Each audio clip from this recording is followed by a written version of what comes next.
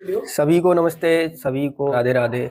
आज हम हमारा जो पहला चैप्टर है 12th फिजिक्स का विद्युत आवेश एवं क्षेत्र, इसका पार्ट 3 है।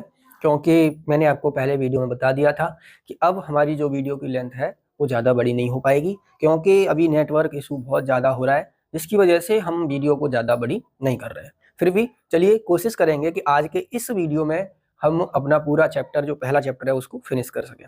तो आप, मुझे उम्मीद है कि आपने इससे पहले वाले दोनों जो लेक्चर हैं वो अच्छे से पढ़ लिए होंगे।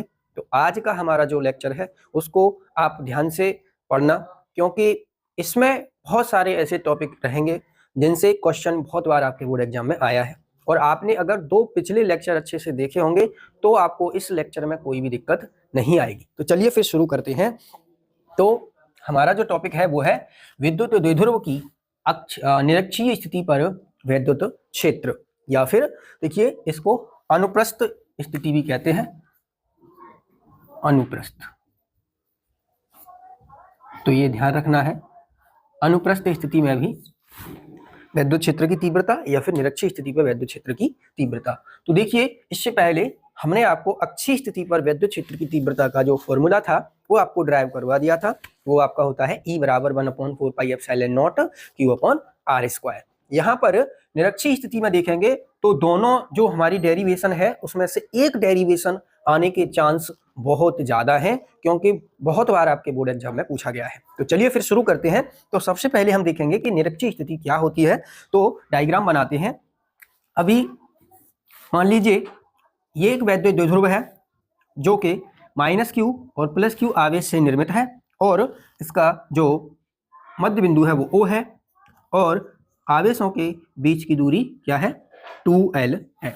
अब निरक्ष पर वैद्युत क्षेत्र की तीव्रता का मतलब होता है कि इस मध्य बिंदु O से या तो लंबवत नीचे एक रेखा खींचें या फिर लंबवत ऊपर एक रेखा खींचें, वही हमारा क्या होगा, निरक्ष होगा।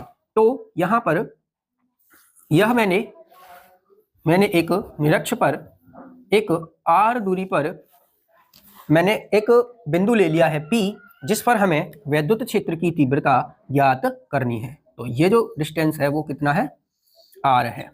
अब यहाँ पर एक बिंदु है P जिस पर हमें वैद्युत क्षेत्र की तीव्रता ज्ञात करनी है। साथियों, मैं आपको इसे एक सिंपल तरीके से करा रहा हूं, क्योंकि अगर बोर्ड एग्जाम में क्वेश्चन ये आ जाए तो आप इसे आसानी से कर पाए।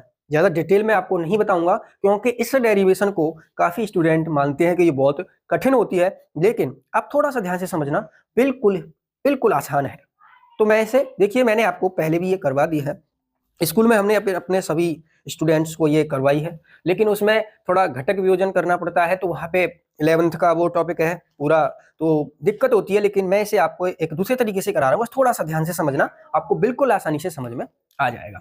तो देखिए यहाँ से सबसे पहले हम क्या करेंगे कि यह जो हमारा P बिंदु है, इस P बिंदु की दूरी कितनी है इन दोनों आवेशों से। तो ये दूरी है इतनी, और यह इतना, यहां से ये दूरी है दोनों। अब आप थोड़ा सा ध्यान से समझें।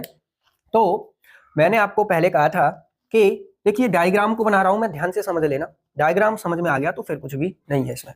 देखिए मान लीजिए हमारा यह जो कोण है थीटा है, देखिए ये r है और ये l है, और ये l है और ये r है। तो देखिए ये अगर थीटा है तो इसको भी थीटा ही है, ये भी थीटा है, ठीक है। तो देखिए अगर हम +Q आवेश के कारण बिंदु P पर वैद्युत क्षेत्र की दिशा देखेंगे तो क्या होगी, और इस Q के कारण, -Q के कारण। तो मैंने आपको कहा था कि जिस भी बिंदु पर हमें वैद्युत क्षेत्र की तीव्रता देखनी होगी वहां पर हम एक परीक्षण आवेश मान लेंगे। तो आप बताइए, यह धनात्मक आवेश है और यहाँ पर मुझे विद्युत क्षेत्र की तीव्रता देखनी है, तो क्या होगा, एक धन परीक्षण आवेश मानेंगे। तो वो धन परीक्षण आवेश, यह प्लस का आवेश जो धन आवेश है, धन परीक्षण आवेश को प्रतिकर्षित करेगा, तो दिशा ये हो जाएगी, ठीक है। और इसको मैं E+ बोल देता हूं क्योंकि ये प्लस आवेश के कारण है, ठीक है। और यह माइनस का Q आवेश है, तो इसके कारण जो वैद्युत क्षेत्र की तीव्रता होगी वो क्या होगी, देखिए यहाँ पे परीक्षण आवेश को अगर हम मान लेंगे तो वो क्या करेगा, माइनस की ओर आएगा, तो वैद्युत क्षेत्र की दिशा ये हो जाएगी। तो इसको मैं बोल देता हूं E-। तो क्या आप इस बात को समझ पाए हैं, ठीक है। तो सबसे पहले हम क्या लिखेंगे कि माना एक वैद्युत द्विध्रुव वायु अथवा निर्वात में रखा है, तो हम क्या लिखते हैं, माना एक विद्युत द्विध्रुव वायु या निर्वात में रखा है, जो कि -q व +q आवेश से निर्मित है, जिनके बीच की दूरी 2l है। द्विध्रुव के मध्य बिंदु O से निरक्ष पर r दूरी पर स्थित बिंदु P पर विद्युत क्षेत्र की तीव्रता ज्ञात करनी है। ठीक है, तो सारा कुछ मैंने लिख दिया क्या कि निरक्ष पर एक बिंदु है P जिस पर हमें विद्युत क्षेत्र की तीव्रता ज्ञात करनी है। देखिए थोड़ा सा आप ध्यान से इसको समझना। तो देखिए यहां पर बिंदु P है, यहां पर आप देख रहे कि जैसे अगर दो सदिश एक ही दिशा में होते हैं तो क्या करते हैं, हम जोड़ देते हैं। जब दो सदिश विपरीत दिशाओं में होते हैं तो हम घटा देते हैं। यहां पर दिशाएं ऐसी हैं, कुछ पता ही नहीं चल रहा है। तो इसके लिए हमने 11th क्लास में जो हमारा चैप्टर है वहां पे हमने अच्छे से आपको बताया है, लेकिन यहाँ पे हम क्या करते हैं, घटक वियोजन से न करके इसको एक दूसरी विधि से करते हैं। ध्यान से देखना आप कैसे करेंगे कि इनके परिणामी पहले हम क्या करते हैं, दोनों आवेशों के कारण बिंदु P पर विद्युत क्षेत्र की तीव्रता निकाल लेते हैं। तो हम लिखते हैं कि +q आवेश के कारण बिंदु P पर विद्युत क्षेत्र की तीव्रता। तो यहां पर थोड़ा सा आप ध्यान से समझना, हमें दूरी निकालनी पड़ेगी। तो पाइथागोरस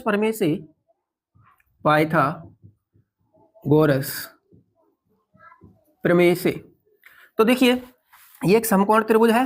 तो ये क्या है, ये आपका आधार है, ये लंब है, तो ये कर्ण हो जाएगा। तो कर्ण कितना हो जाएगा, ये हो जाएगा आपका PQ, कर्ण का वर्ग बराबर क्या होता है, आधार का वर्ग प्लस लंब का वर्ग। इसको आप एक नाम दे दिए, चलो AB दे दीजिए, ये AB द्विध्रुव है। तो ये क्या हो जाएगा आपका BP² बराबर आधार का स्क्वायर प्लस लंब का स्क्वायर, यानी R² प्लस L²।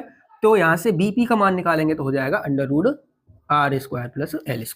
तो ये जो मान है ये क्या हो जाएगा, और देखिए ये भी आपका L है और ये भी R है, तो जितना ये होगा उतना ये होगा। तो ये मान हमारा क्या हो जाएगा, AP का भी यही मान हो जाएगा। AP बराबर BP बराबर √R² प्लस L², यानी इसका मान हो जाएगा R² प्लस L², और ये भी हो जाएगा R² प्लस L²। ठीक है, अब हम क्या करते हैं कि निकालते हैं। तो क्या हो जाएगा हमारा, इसको मैं लिख देता हूं E+।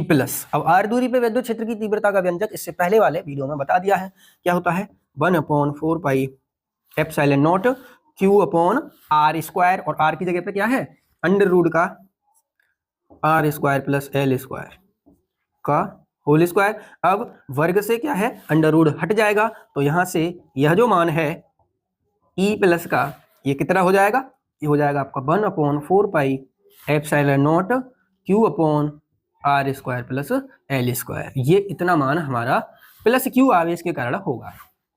ठीक है, लेकिन -q आवेश की हम बात करें तो परिमाण में दोनों समान आवेश हैं। देखिए ये +q है, ये -q है, तो दिशाएं ही अलग होंगी, परिमाण तो उतना ही होगा।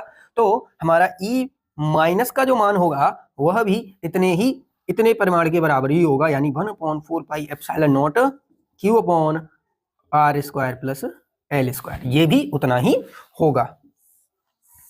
ठीक है, तो ये बात आपको समझ में आ गई होगी। अब हम क्या करते हैं, हम देखते हैं बिंदु P पर परिणामी जो विद्युत क्षेत्र होगा वो कितना होगा। तो देखिए ध्यान से आप समझिए, ये आप जानते हैं, ये मान लीजिए कोई त्रिभुज है, ठीक है, ABC। मान लीजिए ये कोण X है, ये Y है और ये आपका Z है। तो अगर हमें कोई बाह्य कोण निकालना हो, मान लीजिए ये हमारा बाह्य कोण है, ये वाला, ठीक है, तो इस बाह्य कोण को जब हम निकालेंगे तो किसी त्रिभुज का जो बाह्य कोण होता है वह दोनों अंतः दूरस्थ कोणों के योग के बराबर होता है। तो यहां से मान लीजिए अगर मुझे इसका मान निकालना हो, मान लीजिए ये A है, तो कोण A का मान क्या होगा, दोनों अंतः दूरस्थ कोण, यानी ये और ये, तो X प्लस Y के बराबर होगा। अगर मान लीजिए यहाँ बाह्य कोण होता तो X और Z के बराबर होता, और यहाँ होता है तो Y और Z के बराबर होता। तो यहाँ से हम क्या करते हैं कि इसका मान निकाल लेते हैं इस वाले कोण का, पूरे का। तो देखिए ये क्या है, ये बाह्य कोण ही तो है, तो ये किसके बराबर होगा, दोनों अंतः दूरस्थ कोण के योग के बराबर, यानी ये भी थीटा है ये भी थीटा है, तो ये हो जाएगा आपका 2 थीटा। तो इनका जो परिणामी है वो क्या आ जाएगा, तो हम क्या निकालते हैं, हम लिखते हैं कि बिंदु P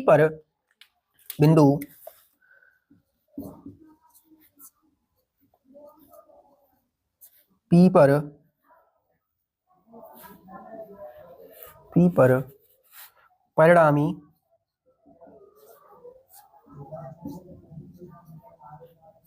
विद्युत क्षेत्र, तो वो हो जाएगा आपका E बराबर, फॉर्मूला क्या होता है, अंडर रूट। देखिए यहाँ पे मैं फॉर्मूला लिख, एक काम और करते हैं हम यहाँ पे कि माना, देखिए यहाँ पर दोनों के परिमाण समान है, तो मैं क्या करता हूं, मैं यहाँ पे मान लेता हूं, माना E प्लस बराबर E माइनस बराबर x। ठीक है, मैंने क्या किया है, ये दोनों हैं इनको x के बराबर मान लिया। तो हमारा जो फॉर्मूला होता है परिणामी निकालने का, इस तरीके की जब दिशाएं होती हैं तो परिणामी निकालने का फॉर्मूला क्या होता है, A square plus B under root में A square plus B square plus 2ab cos theta. तो यहां से क्या हो जाएगा, ए स्क्वायर, अब एक ही जगह हमारा देखिए a और b दोनों x के बराबर ही है, तो क्या हो जाएगा x स्क्वायर प्लस क्या होता है बी स्क्वायर, बी की जगह पर भी x है, तो एक्स स्क्वायर प्लस 2ab, अब एक ही जगह पे क्या है x, अब b की जगह क्या है x, और cos थीटा, तो cos थीटा, थीटा की जगह कितना है 2 थीटा। तो क्या आप इस बात को समझ पाए हैं, चलिए मैं यहाँ पे फॉर्मूला लिख देता हूं ये वाला। तो परिणामी जब इस तरह की दिशाएं होती हैं तो परिणामी उनके निकालने का फॉर्मूला क्या होता है, under root A square B square plus 2ab cos theta. इस तरीके से परिणामी निकालने का फॉर्मूला इनका होता है, जहां पे हमने आर को परिणामी मान लिया है। ठीक है, तो अब इसको सॉल्व कर लीजिए, बस आपका हो गया। तो यहां से E बराबर क्या हो जाएगा, देखिए एक्स स्क्वायर और एक्स स्क्वायर क्या होगा 2x स्क्वायर, और ये 2x और x ये भी हो जाएगा x स्क्वायर और cos 2 थीटा। ठीक है, तो यहां से हम क्या करते हैं, यहां से कॉमन कर लेते हैं, यहां से 2x square, 2x square common करेंगे तो यहां पे बचेगा 1 प्लस cos 2 थीटा। ठीक है, यहां से E बराबर under root 2x square 1 plus cos 2a का फॉर्मूला यहां पे हम लगा देंगे, 2 cos square a minus 1, cos 2a का क्या फॉर्मूला होता है, cos 2a बराबर होता है 2 cos स्क्वायर a माइनस 1। तो ये क्या हो जाएगा 2 cos स्क्वायर थीटा माइनस 1। तो यहां से देखिए ये आपका माइनस का 1 और प्लस का 1 कैंसिल हो जाएगा, तो यहां से हम क्या करेंगे, E बराबर अंडर रूट 2x स्क्वायर, और यहां पे क्या बचा 2 cos स्क्वायर थीटा। यहां से E बराबर 2 2 जा 4, तो क्या हो जाएगा 4x square cos square theta. तो देखिए आप जानते हैं 4 होता है 2 का स्क्वायर, x होता है x स्क्वायर का, ये क्या x का स्क्वायर है, और ये cos थीटा का। तो यहां से हम इसको क्या लिख सकते हैं, चलिए मैं एक लाइन बढ़ा देता हूं, इसको हम लिख सकते हैं 2x cos थीटा का होल स्क्वायर, और ये है अंडर रूट, तो यहां से वर्ग से स्क्वायर हट जाएगा, तो यहां से क्या आ जाएगा E बराबर ये आ जाएगा 2x cos थीटा। अब एक चीज का ध्यान रखना है, अब हम क्या करेंगे, x का जो हमने माना था वो यहाँ पे रख देंगे, और आप जानते हैं चूंकि cos थीटा होता है आधार बटे कर्ण। ठीक है, तो आधार का मान कितना है यहाँ पे L, कर्ण का मान कितना है under root R square plus L square. तो एक्स का और कॉस थीटा का यहाँ पे मान रख देंगे, तो यहाँ से आ जाएगा ई बराबर 2 एक्स का मान कितना है हमारा, ये वाला 1/4 pi epsilon not Q upon R square plus L square. और जो हमारा कॉस थीटा का मान है, कॉस थीटा का मान कितना है, एल अपॉन अंडर रूट में R square plus L square. अब देखिए आप जानते हैं ये क्या है, 2QL, ये किसके बराबर होता है, P के बराबर, P बराबर 2QL होता है। तो आप क्या करेंगे, यहाँ पे आ जाएगा आपका E बराबर 1/4 पाई एप्सिलॉन नॉट P, ये 2QL ये P के बराबर होता है, पहले भी आपको बता दिया है। तो यहाँ से ये क्या हो जाएगा, देखिए ये पूरे की पावर कितनी है 1 और अंडर रूट लगा है, तो इसकी पावर मतलब कितनी है, आधी।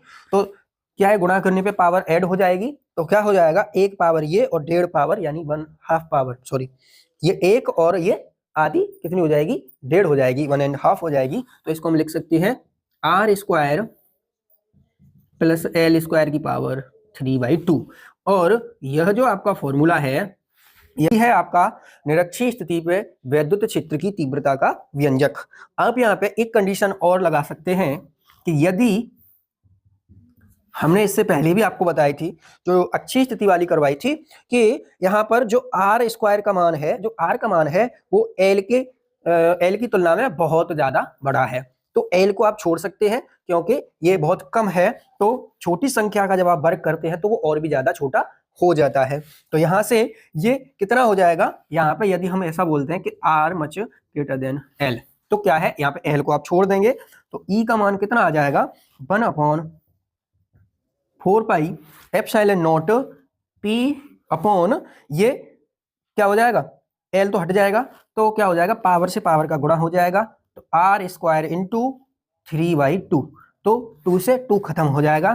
तो ई का मान क्या आ जाएगा, 1/4 pi epsilon naught P upon R की पावर 3। ये आपका ई निरक्षीय स्थिति पे वैद्युत क्षेत्र की तीव्रता का फॉर्मूला होता है। ये क्या है, निरक्ष। अब समझने की बात क्या है, थोड़ा सा ध्यान से समझेंगे आप, कि यहाँ पर जब हमने इससे पहली वाली डेरिवेशन आपको कराई थी अक्षीय स्थिति वाली, तो वहां पर यहाँ पे क्या था, 2P अपॉन आर क्यू था।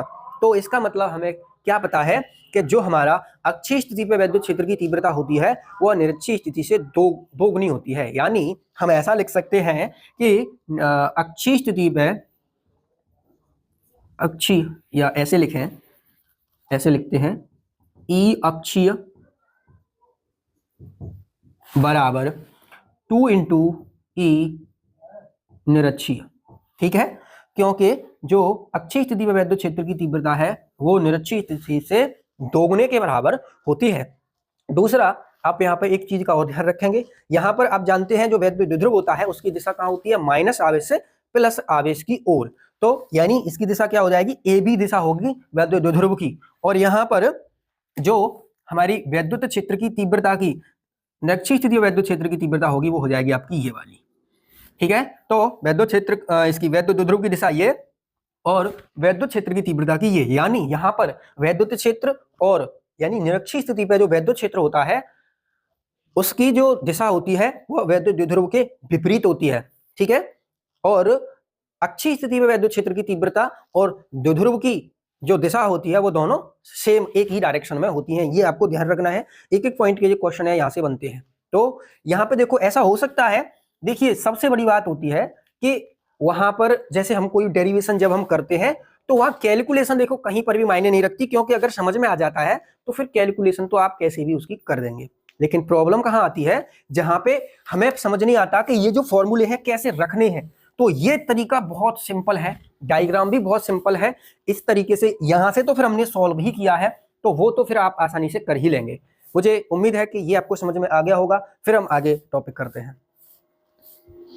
चलिए अब हम देखते हैं अपना अगला टॉपिक। तो हमारा अगला टॉपिक है एक समान विद्युत क्षेत्र में द्विध्रुव पर बल तथा बल आघूर्ण। यानी एक समान विद्युत क्षेत्र में एक द्विध्रुव रखा है, उस पर कितना बल लगेगा और कितना बल आघूर्ण लगेगा, ये हम इस टॉपिक में देखेंगे। तो चलिए हम क्या करते हैं, एक समान विद्युत क्षेत्र बनाते हैं। तो मान लीजिए एक समान विद्युत क्षेत्र ई कुछ इस प्रकार है, ऐसे। यहाँ पर ये एक समान वैद्युत क्षेत्र है और इसमें थीटा कोण बनाते हुए एक वैद्युत द्विध्रुव रखा हुआ है। तो यहाँ से हम इस तरीके से इसको बना देते हैं। मान लीजिए ये माइनस क्यू और ये प्लस क्यू आवेश से मिलकर के बना है और थीटा कोण पर रखा है और ये मान लीजिए इसका मध्य बिंदु O है और मध्य बिंदु से ये 12 इसके बीच की दूरी है। देखिए आप जानते हैं एक समान वैद्युत क्षेत्र E है। अब यहाँ पर एक चीज पर आपको ध्यान देना है। आप बताइए, मैंने आपको वैद्युत बल रेखाओं के जो गुण पढ़ाए थे तो आपको बताया था कि जो वैद्युत बल रेखाएं होती हैं वह धन आवेश से बाहर की ओर होती है। तो ये बाहर की ओर निकल रही हैं, इसका मतलब ये है कोई धनावेश, शक्तिशाली धनावेश इधर होगा। माइनस की ओर जा रही है, हम ऐसा मान सकते हैं कि इधर कोई माइनस आवेश होगा। ठीक है, तो आप बताइए यह प्लस आवेश है जो द्विध्रुव का है। अब ये प्लस आवेश है तो ये क्या करेगा, इसको प्रतिकर्षित करेगा, एक बल लगाएगा जो होगा इस दिशा में, यहाँ ऐसे ये बल की दिशा होगी जिसको मैं मान लेता हूं F1।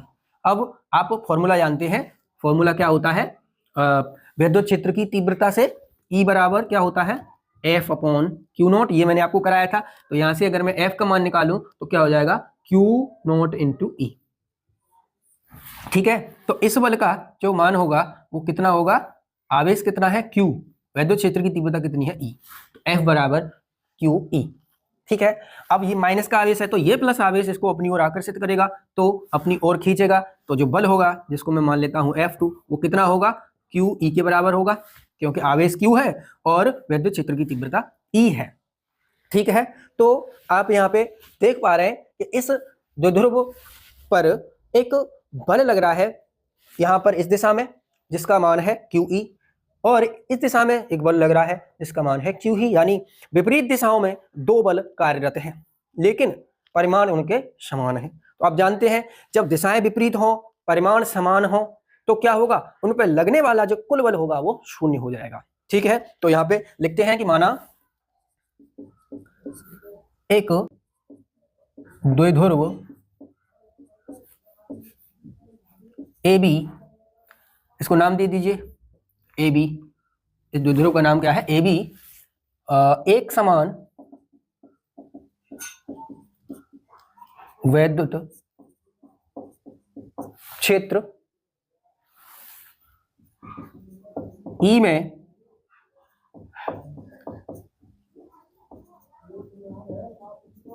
क्षेत्र के साथ थीटा कोण बनाते हुए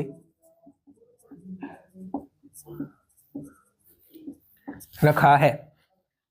अब थीटा कोण बनाते हुए ये रखा है तो विपरीत दिशाओं में इस पर एक बल लग रहा है। तो हम लिखते हैं कि द्विध्रुव पर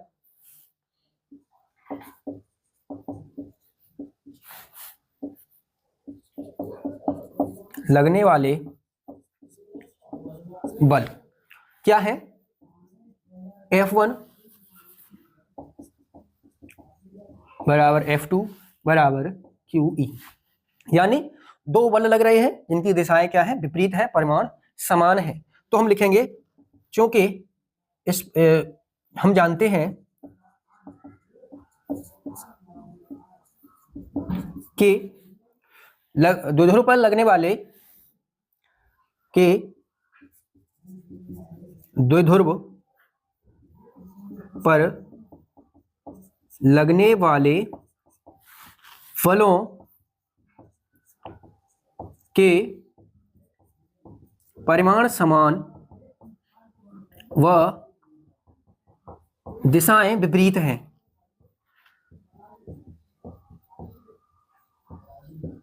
अतः द्विध्रुव पर नेट बल या कुल बल शून्य होगा। अतः द्विध्रुव पर नेट बल शून्य होगा तथा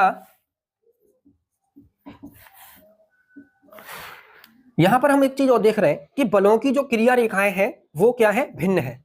देखिए इस बल की जो क्रिया रेखा है वो यह है और इस बल की क्रिया रेखा अलग है। तो हम जानते हैं कि बलों की क्रिया रेखाएं अलग है, भिन्न है, तो ये एक बल आघूर्ण का निर्माण करेंगे। तो हम लिखते हैं तथा लगने वाले बलों की क्रिया रेखाएं भिन्न हैं।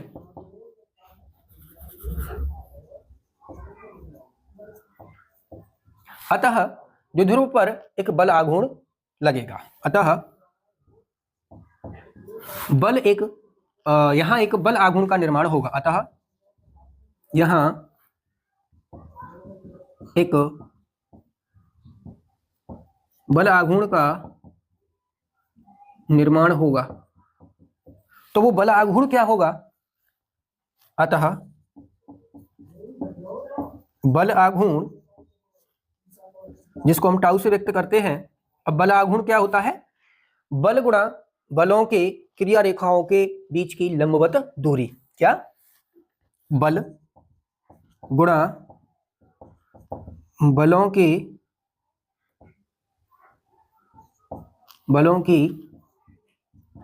क्रिया रेखाओं के बीच की लंबवत दूरी। तो देखिए बल, अब आप क्या करेंगे? बल, तो यहां पे क्या करेंगे? बल का मान लिखेंगे। तो क्या है? QE इंटू क्रिया रेखाओं के बीच की लंबवत दूरी। अब क्रिया रेखाओं के बीच की लंबवत यानी ये क्रिया रेखा है और ये, तो क्या करेंगे? इसको इससे मिला दीजिए। ये हो गई इनकी क्रिया रेखा। तो आप इसको कुछ नाम दे दीजिए। यहाँ पे मान लीजिए मैंने इस बिंदु को नाम दे दिया C। तो क्या हो गया? इनके बीच की लंबवत दूरी कितनी हो गई? BC। ठीक है, तो अब हमें ये BC का मान निकालना है क्योंकि ये तो 90 डिग्री है। तो यहां से BC का यहां से अगर मैं मान निकालूं, यहां से मैं मान निकालूं साइन थीटा का। देखिए क्या होगा, चूंकि साइन थीटा, साइन क्या होता है? लंब बटे कर्ण। तो लंब बटे कर्ण, तो लंब यहां से कितना है? ये है आपका BC। कर्ण, कर्ण कितना है? ये 2L, ये पूरा 2L है, ये कर्ण है। तो यहां से मैं BC का मान निकालूं तो क्या हो जाएगा? 2L sine theta. तो यहां पर जो BC है उसकी जगह पे क्या आ जाएगा? 2L sine theta. तो QE into 2L sine theta. तो यहां से टाउ, देखिए आप जानते हैं T बराबर क्या होता है? 2QL। तो देखिए 2Q और L यानी ये और ये मिला के क्या बनेगा? एक वैद्युत द्विध्रुव बनेगा। तो क्या हो जाएगा? टाउ बराबर इन दोनों की जगह आ जाएगा P और ये E ऐसे के ऐसे ही, और क्या आ जाएगा? Sine theta. तो ये आपका इतना वैद्युत द्विध्रुव आघूर्ण होगा इस तरीके से। तो ये भी टॉपिक आपके एग्जाम में कई बार पूछा गया है, तो मैंने आपको सिंपल तरीके से इसको भी बता दिया है। यहाँ पर अगर आप इसका एक सदिश रूप लिखना चाहें, क्योंकि ये सदिश राशि है, तो ये क्या हो जाएगा? आप जानते हैं P और E दोनों सदिश राशि है, तो क्या हो जाएगा? P क्रॉस E, क्योंकि यहाँ पे साइन थीटा है तो क्रॉस प्रोडक्ट आएगा। ये इसका क्या है? सदिश रूप। ठीक है, क्या आप इस बात को समझ पाए? अच्छा, इसका मात्रक लिखना हो तो क्या लिखेंगे? तो जब हम मात्रक की बात करेंगे तो आपको ध्यान रखना है कि जो हमारा, देखिए ये क्या है? P बराबर क्या होता है? Q इंटू L यानी coulomb metre, coulomb into metre. तो E और E क्या होता है? E का मात्रक क्या होता है? न्यूटन बटे कूलाम। तो यहां से कूलाम कैंसिल हो जाएगा, तो क्या हो जाएगा? Newton into metre. तो यहां से द्विध्रुव आघूर्ण का जो मात्रक होगा वो क्या होगा? Newton into metre. और विमा क्या हो जाएगी? विमा, तो इसकी विमा क्या हो जाएगी? देखिए विमा, ये क्या है? बल यानी न्यूटन। न्यूटन की विमा क्या होती है? यानी बल की MLT-2, और मीटर की क्या होती है? L। तो यहां से इसकी विमा हो जाएगी ML²T⁻²। ये इसकी विमा हो जाएगी। तो हमने इसमें सारी चीजों को समझ लिया है। मुझे उम्मीद है कि आपको समझ में आ गया होगा। चलिए नेक्स्ट टॉपिक को देखते हैं। तो चलिए अब हम देखते हैं अगला टॉपिक। हमारा अगला टॉपिक है कि एक समान विद्युत क्षेत्र में विद्युत द्विध्रुव को घुमाने में किया गया कार्य। यानी एक समान वैद्युत क्षेत्र में कोई द्विध्रुव रखा है, हम उसे घुमाएंगे और घुमाने में हमें जितना कार्य करना पड़ेगा उसे कैलकुलेट करेंगे। तो देखिए यहाँ देखते हैं, एक समान जो हमारा वैद्युत क्षेत्र है वो इस तरीके से हमने ये इस तरीके से व्यक्त किया है। ये एक समान वैद्युत क्षेत्र है, इसमें क्या है कि कोई वैद्युत द्विध्रुव रखा हुआ है।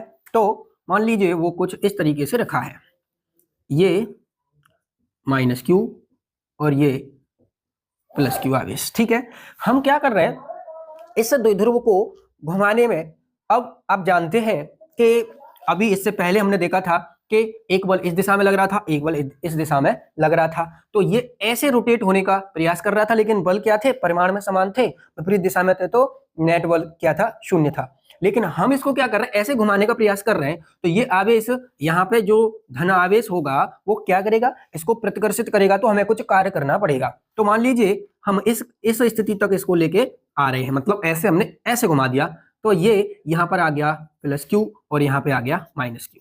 क्या इतनी बात आपको समझ में आ गई है? तो यहां से ये ऐसे, ठीक है। तो हमने क्या किया, ये पहले मान लीजिए θ1 स्थिति में था, हम इसे घुमाकर θ2 तक, यहां से यहां तक, यानी ये जो पूरा कोण है ये है आपका θ2। तो हम क्या कर रहे हैं, कहां से कहां तक घुमा रहे हैं, θ1 से θ2 स्थिति तक इसको घुमाने में कार्य की गणना करेंगे कि कितना कार्य करना पड़ेगा। तो क्या लिखेंगे, माना एक वैद्युत द्विध्रुव, माना एक वैद्युत द्विध्रुव एक समान वैद्युत क्षेत्र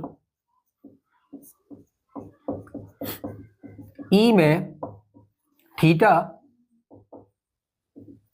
कोण पर रखा है। ठीक है, अब थीटा कोण पर रखा है तो उस पर बलागुण लगेगा, तब द्विध्रुव पर आरोपित बल आघूर्ण क्या हो जाएगा, टाउ बराबर पीई साइन थीटा, अभी हमने इससे पहले वाले डेरिवेशन में निकाला है, क्या हो जाएगा, टाउ बराबर पीई साइन थीटा। ठीक है, हमने क्या किया कि हमें ये थीटा स्थिति से हम क्या कर रहे हैं, इसको सूक्ष्म विस्थापित करेंगे, क्योंकि आप जानते हैं जब भी बल का मान परिवर्ती होता है वहां पे हम समाकलन का यूज करते हैं। आप जानते हैं ये यहाँ पे है, मान लीजिए हम इसको ऐसे लेके आएंगे, यहाँ लेके आएंगे तो बल कम होगा, जैसे जैसे इधर आवेश के पास ये आवेश पहुंचेगा वैसे वैसे बल का मान परिवर्तित होगा। तो इस स्थिति में हम क्या करते हैं, समाकलन का यूज करते हैं। तो हम लिखते हैं यहाँ पे कि यहाँ थीटा कोणीय स्थिति से अल्प कोणीय विस्थापन, अल्प कोणीय विस्थापन डी थीटा देने में किया गया कार्य। यानी हम क्या कर रहे हैं कि इसको पहले यहां से यहां तक सीधे लेके नहीं आ रहे, हम बिल्कुल सूक्ष्म लेके आ रहे हैं, तो हमें कितना कार्य करना पड़ेगा। तो आप जानते हैं फॉर्मूला होता है कार्य बराबर बल गुणा विस्थापन। लेकिन आपको थोड़ा ध्यान ये देना है कि यहां पर जो हम कार्य निकालेंगे, देखिए हमने सूक्ष्म विस्थापन किया है तो हमारा जो कार्य होगा वह भी सूक्ष्म ही होगा, यानी W की जगह क्या आएगा, dW। अब बल की जगह क्या आएगा, बल आघूर्ण, और बल आघूर्ण क्या है हमारा, टाउ है। विस्थापन यहाँ पे कोणीय विस्थापन है तो आएगा d थीटा। ठीक है, तो यहां से यहां तक आपको समझ में आ गया होगा। तो यहां से हम क्या कर रहे हैं, हम यहाँ पे लिखते हैं कि θ1 से θ2 तक घुमाने में किया गया कुल कार्य, यानी ये तो हमने सूक्ष्म कार्य निकाला है, मान लीजिए ऐसे था तो बिल्कुल थोड़ा सा करने में कितना कार्य, अब θ1 से θ2 कोणीय विस्थापन तक किया गया कार्य। तो लिखते हैं अतः द्विध्रुव को θ1 से θ2 तक घुमाने में किया गया कुल कार्य। ठीक है, तो कुल कार्य कितना करना पड़ेगा, तो चलिए करते हैं। देखिए यहां से कुल कार्य के लिए हम क्या करेंगे, समाकलन लगाएंगे, तो dw। अब देखिए टाउ का मान हमने निकाल लिया है, PE sin थीटा और d थीटा, और लिमिट कहाँ आ जाएगी, कहाँ से कहाँ तक, θ1 से θ2।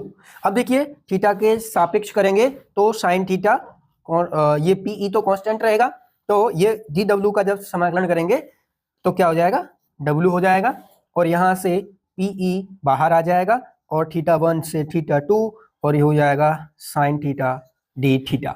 अब आप जानते हैं sin थीटा का जो समाकलन होता है क्या होता है, माइनस cos थीटा। तो यहाँ से w बराबर हो जाएगा PE माइनस cos थीटा, और लिमिट लग जाएगी θ1 से θ2। अब देखिए यहाँ से, अब आप जानते हैं लिमिट को कैसे लगाते हैं, माइनस को आप बाहर ले लीजिए, तो ये हो जाएगा आपका माइनस PE। अब एक बार upper limit minus lower limit, upper limit क्या है, cos 2 थीटा, तो cos थीटा, थीटा की जगह पे क्या आ जाएगा 2 थीटा, माइनस लोअर लिमिट, तो लोअर लिमिट क्या आ जाएगी cos थीटा 1। तो यहाँ से W का मान हम निकालेंगे, तो माइनस को अंदर आप गुणा कर दीजिए, तो जो नंबर, जो ये माइनस का है प्लस का हो जाएगा, और ये प्लस का है तो माइनस का हो जाएगा, तो ये हो जाएगा आपका PE cos theta 1 minus cos theta 2, और यह आपका किया गया कुल कार्य है, जो कि θ1 से θ2 घुमाने में इस द्विध्रुव को हमें करना पड़ा है। यहाँ पर एक स्थिति भी आप लिख सकते हैं, वैसे तो जो भी वो देगा उसी हिसाब से मान रख लेंगे θ1 और θ2 के, लेकिन स्थायी साम्यावस्था से, स्थायी साम्यावस्था यानी थीटा बराबर 0 से किसी भी कोण तक, किसी कोण तक, यानी θ2 बराबर थीटा ले लीजिए, किसी भी कोण तक। देखिए स्थायी साम्यावस्था क्या होती है कि आप जानते हैं यह द्विध्रुव यदि ऐसे रखा होगा वैद्युत क्षेत्र में, तो देखिए ये प्लस और ये माइनस तो इधर रहेगा और प्लस इधर रहेगा, तो इस पे कोई भी बल नहीं लगेगा। तो स्थायी साम्यावस्था की मतलब यही है कि उस पे कोई बल नहीं लगे, बिल्कुल स्थिर रहे वो। तो यानी दोनों, जब वैद्युत द्विध्रुव ऐसे और वैद्युत क्षेत्र ये, इन दोनों के बीच में कोई भी कोण नहीं होगा, कोई भी कोण नहीं होगा, यानी थीटा बराबर क्या होगा 0। तो आप क्या करेंगे, θ1 का मान कितना रख देंगे, 0 रख देंगे। तो यहां से जो कार्य हो जाएगा आपका PE बराबर cos 0 माइनस cos θ2 की जगह क्या आ जाएगा थीटा, यानी कोई भी कोण हो सकता है। तो W बराबर क्या हो जाएगा PE cos 0 की वैल्यू कितनी होती है 1 माइनस cos थीटा। तो इस तरीके से ये आपका कार्य हो जाएगा स्थायी साम्यावस्था से। तो मुझे उम्मीद है कि आपको ये समझ में आ गया होगा। चलिए अब अगला टॉपिक समझते हैं। तो चलिए अब हमारा एक छोटा सा टॉपिक और रह गया है। देखिए यहाँ पे हमें निकालना है वैद्युत द्विध्रुव की स्थितिज ऊर्जा। यानी स्थितिज ऊर्जा क्या होती है, तो इसे घुमाने में जो हमें कार्य करना पड़ता है, तो वह कार्य ही स्थितिज ऊर्जा के रूप में संचित हो जाता है, लेकिन वह कार्य कितना होता है वो हमें देखना है। तो हमने यहाँ पे लिखा है कि विद्युत क्षेत्र में रखे किसी विद्युत द्विध्रुव को विद्युत क्षेत्र के लंबवत दिशा में घुमाने में किया गया कार्य उस द्विध्रुव की स्थितिज ऊर्जा कहलाता है। इसका मतलब क्या है, अभी हमने फॉर्मूला निकाला था W बराबर PE cos θ1 माइनस cos θ2। तो क्या लंबवत स्थिति में, तो यानी θ1 का मान कितना हो जाएगा 90। किसी भी कोण पर निकाल सकते हैं, तो θ2 को हम रख लेते हैं थीटा। अब ये मान आप यहां पे रख दीजिए, तो W बराबर PE cos 90 minus cos theta. तो आप जानते हैं cos 90 का मान कितना होता है 0। तो यहां से हो जाएगा W बराबर PE 0 माइनस cos थीटा।